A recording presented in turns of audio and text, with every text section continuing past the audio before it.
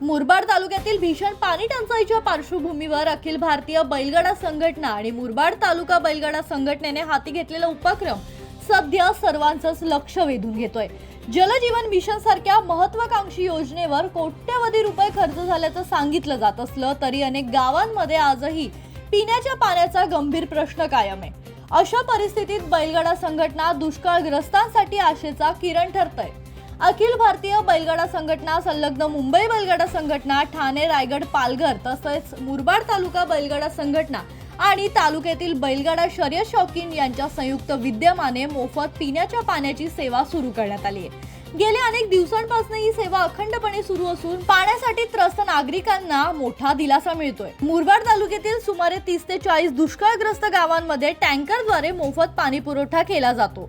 शासनाच्या यंत्रणा आणि योजनांमधून अपेक्षित लाभ न मिळाल्याने नागरिकांमध्ये नाराजीचं वातावरण असताना बैलगाडा संघटनेचे कार्यकर्ते स्वतःच्या खर्चाने आणि सामाजिक बांधिलकीतून गावोगावी पाणी पोहोचवतात।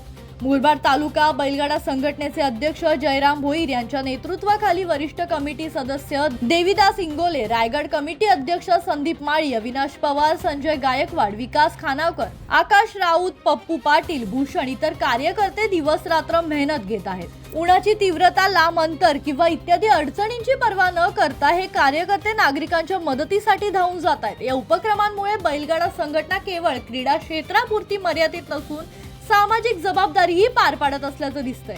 पाण्यासाठी हवालदिल झालेल्या नागरिकांसाठी हा उपक्रम जीवनदायी ठरत असून प्रशासनानेही या परिस्थितीची गांभीर्याने दखल घेऊन कायमस्वरूपी उपाययोजना कराव्यात अशी मागणी नागरिकांकडून करण्यात येते।